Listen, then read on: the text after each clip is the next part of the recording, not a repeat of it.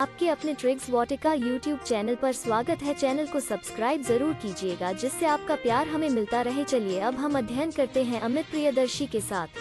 किसी ने कमाल की बात कही है, हर दर्द की एक पहचान होती है, खुशी चंद लम्हों की मेहमान होती है, वही बदलते हैं रुख हवाओं का, जिनके इरादों में जान होती है।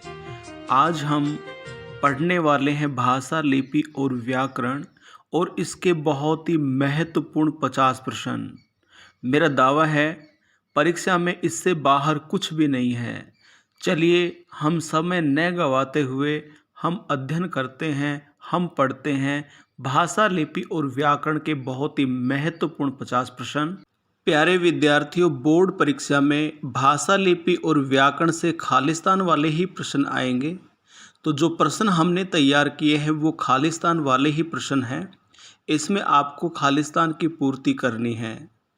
पहला प्रश्न है, पंजाबी भाषा खालिस्तान लिपि में लिखी जाती है।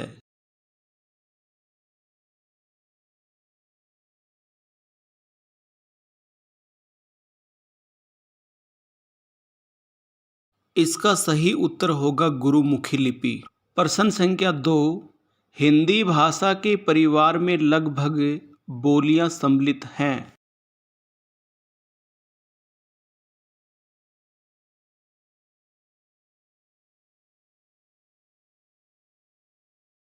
इसका सही उत्तर होगा 15 बोलियां सम्मिलित हैं।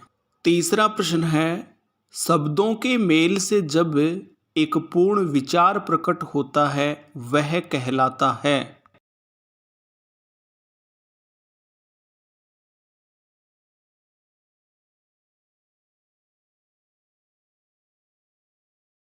सही उत्तर होगा वाक्य। चौथा प्रश्न है, अंग्रेजी भाषा की लिपि है।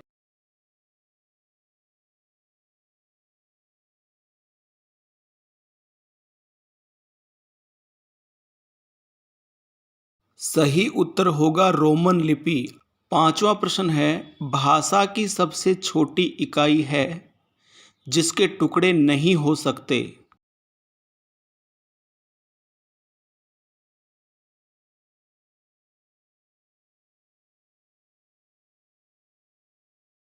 सही उत्तर होगा वर्ण। प्रश्न संख्या 6, उर्दू भाषा लिपि में लिखी जाती है।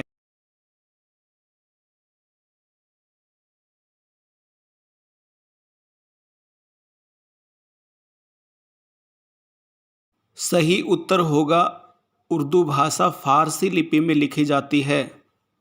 सातवां प्रश्न है, व्यक्त वाणी के रूप में जिसके अभिव्यक्ति की जाती है उसे कहते हैं।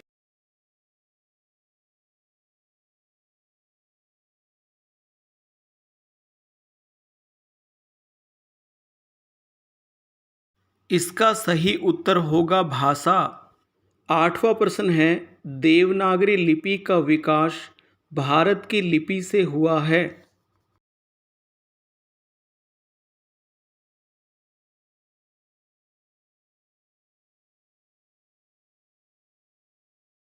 इसका सही उत्तर होगा ब्राह्मी लिपि। नौवां प्रश्न है, बोली ही विकसित होकर खालिस्तान का रूप लेती है।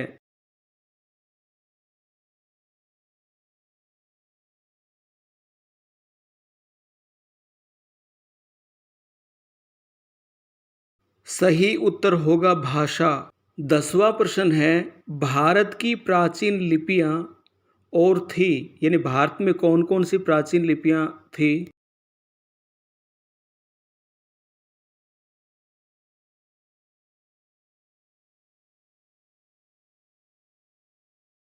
सही उत्तर होगा ब्राह्मी और खरोष्ठी, ये 2 लिपियां थी भारत की।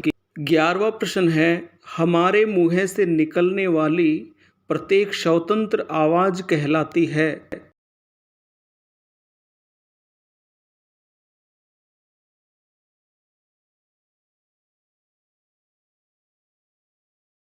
सही उत्तर होगा ध्वनि। 12वां प्रश्न है, स्वरों और व्यंजनों के संयोग से समय लिपि में मात्राओं का प्रयोग होता है।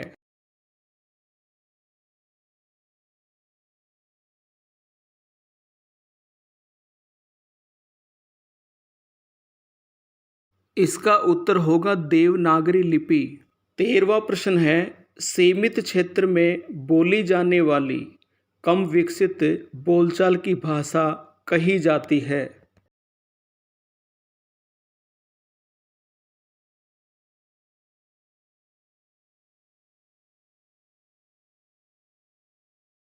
सही उत्तर होगा बोली या उपभाषा। 14वां प्रश्न है, हिंदी, संस्कृत, प्राकृत, मराठी, कोंकणी, नेपाली आदि भाषा लिपि में लिखी जाती है।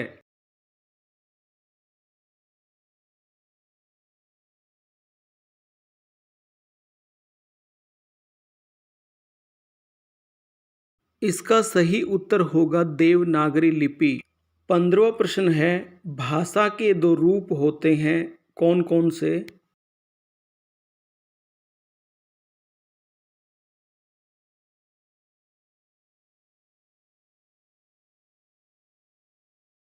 भाषा के दो रूप होते हैं, मौखिक और लिखित।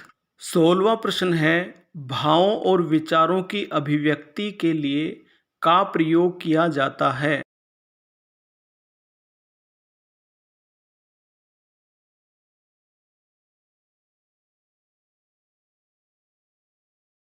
सही उत्तर होगा भाषा। 17वां प्रश्न है, प्रत्येक भाषा को स्थिर, मानक एवं परिनिष्ठित रूप प्रदान करने के लिए की आवश्यकता रहती है।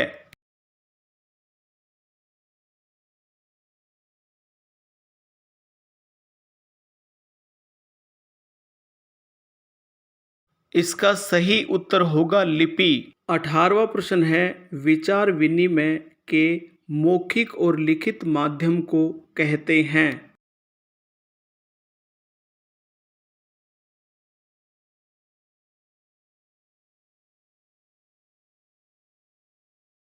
सही उत्तर होगा भाषा। 19वां प्रश्न है, मानव के विकास में अभिव्यक्ति का महत्वपूर्ण साधन है।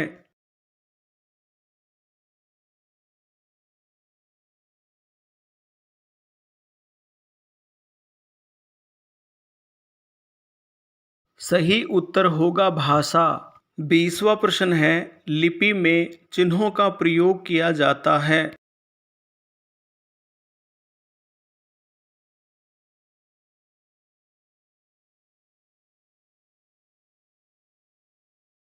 लिपि में वर्तनी का प्रयोग किया जाता है। 21वां प्रश्न है, मानव जाति के विकास में अभिव्यक्ति का महत्वपूर्ण स्थान है।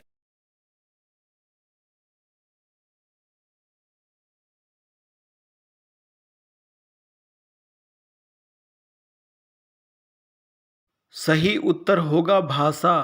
22वां प्रश्न है, सामान्यतः आपसी बातचीत में व संवाद आदि में जिस भाषा का प्रयोग किया जाता है उसे कहते हैं।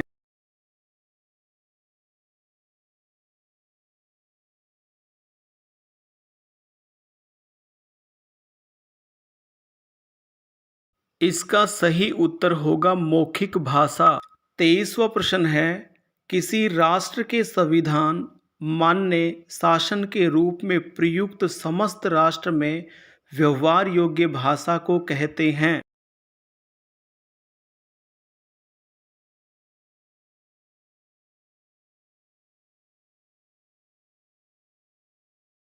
इसका सही उत्तर होगा राष्ट्रभाषा। 24वां प्रश्न है, मानव समाज में अभिव्यक्ति का माध्यम है।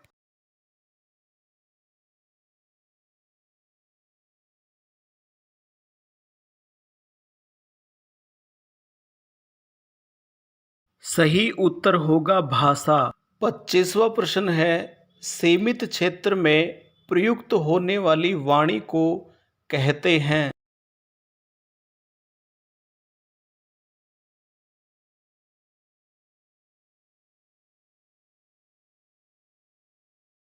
इसका सही उत्तर होगा बोली।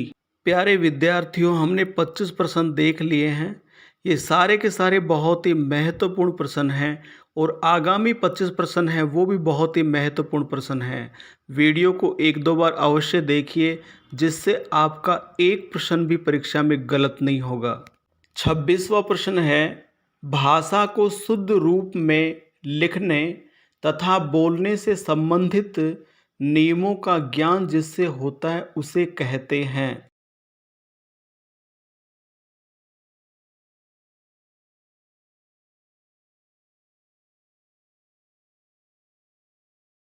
सही उत्तर होगा व्याकरण।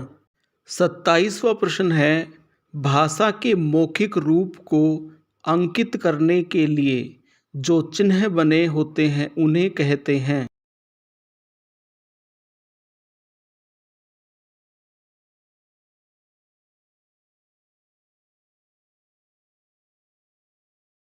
सही उत्तर होगा लिपि।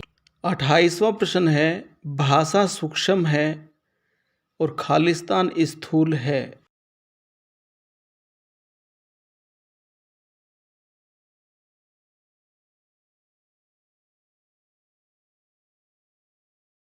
सही उत्तर होगा लिपि। भाषा सूक्ष्म होती है और लिपि स्थूल। 29वां प्रश्न है, भाषा में मानकता स्थापित करने के लिए आवश्यकता होती है।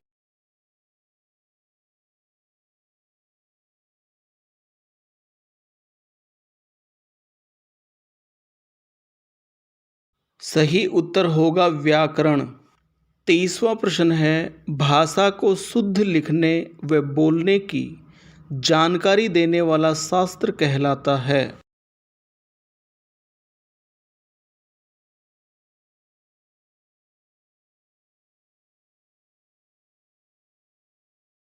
सही उत्तर होगा व्याकरण।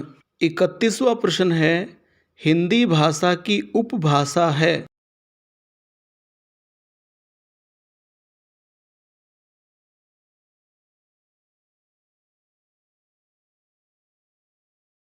हिंदी भाषा की 5 उपभाषाएं हैं। 32वां प्रश्न है, भाषा शब्द संस्कृत की किस धातु से बना है।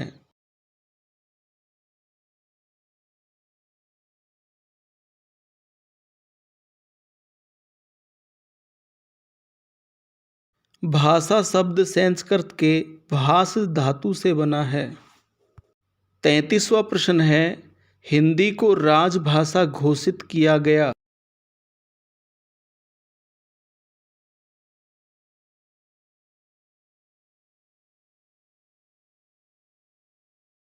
सही उत्तर होगा 14 सितंबर 1949।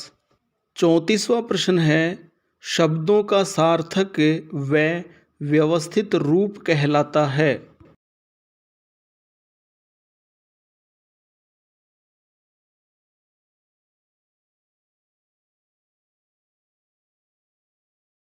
सही उत्तर होगा वाक्य। 35वां प्रश्न है, वर्णों के सार्थक समूह को कहते हैं।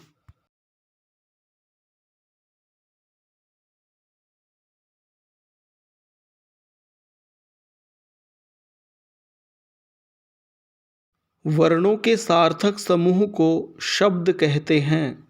36वां प्रश्न है, भाषा की सबसे छोटी इकाई को कहते हैं।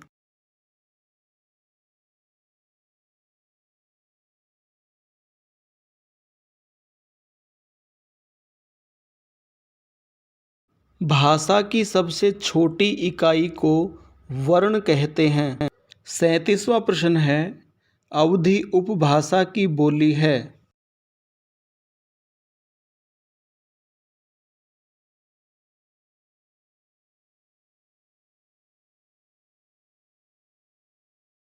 अवधि पूर्वी हिंदी उपभाषा की बोली है। 38वां प्रश्न है, खड़ी बोली उपभाषा की बोली है।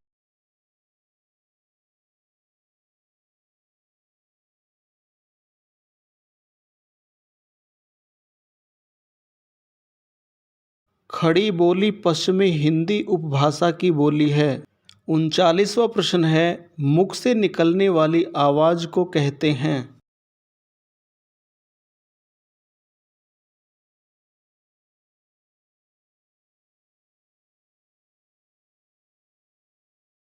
मुख से निकलने वाली आवाज़ को ध्वनि कहते हैं। 40वां प्रश्न है, व्याकरण के अंग हैं, यानी व्याकरण के कितने अंग होते हैं?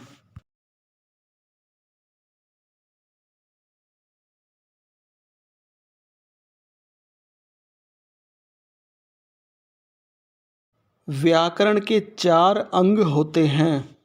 41वां प्रश्न है, गढ़वाली, कुमाऊनी, मंडयाली की बोलियां हैं।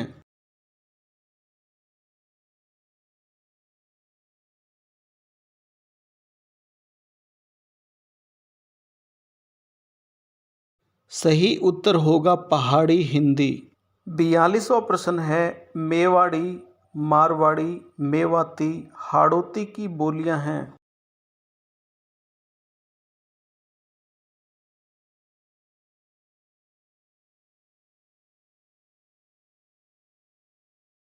सही उत्तर होगा राजस्थानी भाषा।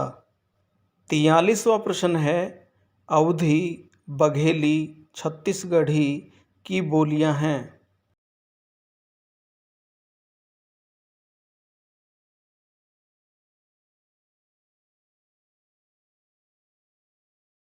सही उत्तर होगा पूर्वी हिंदी। 44वां प्रश्न है, ब्रज, खड़ी बोली, बुंदेली, कन्नौजी की बोलियां हैं।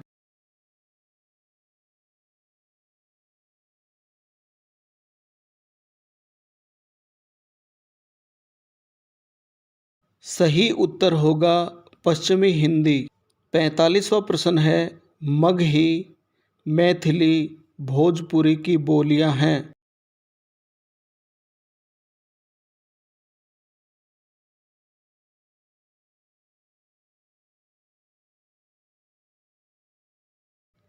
इसका सही उत्तर होगा बिहारी। 46वां प्रश्न है, कश्मीर की पुरानी लिपि है।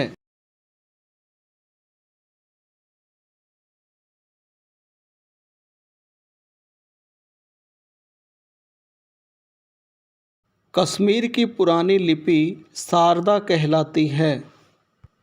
47वां प्रश्न है, अंधे लोगों के लिए संकेत चिन्ह के रूप में लिखने पढ़ने के माध्यम को कहते हैं।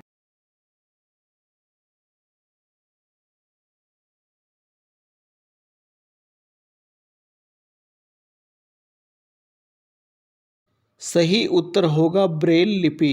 48वां प्रश्न है, जिस ध्वनि का उच्चारण वाक् यंत्र द्वारा श्वास वायु के एक ही आघात से होता है उसे कहते हैं।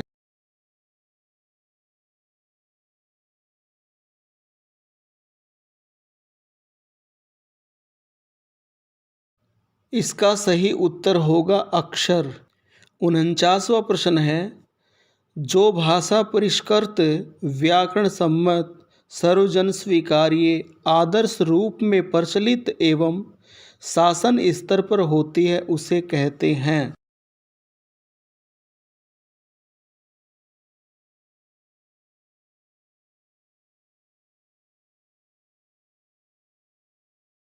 उस भाषा को परिनिष्ठित भाषा कहते हैं। 50वां और अंतिम प्रश्न, हिंदी भाषा में स्वर और व्यंजन माने गए हैं, यानी कितने स्वर हैं और कितने व्यंजन हैं?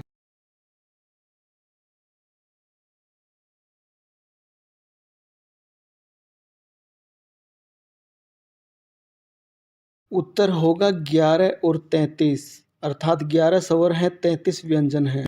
संपूर्ण वीडियो देखने के लिए आपका बहुत बहुत धन्यवाद।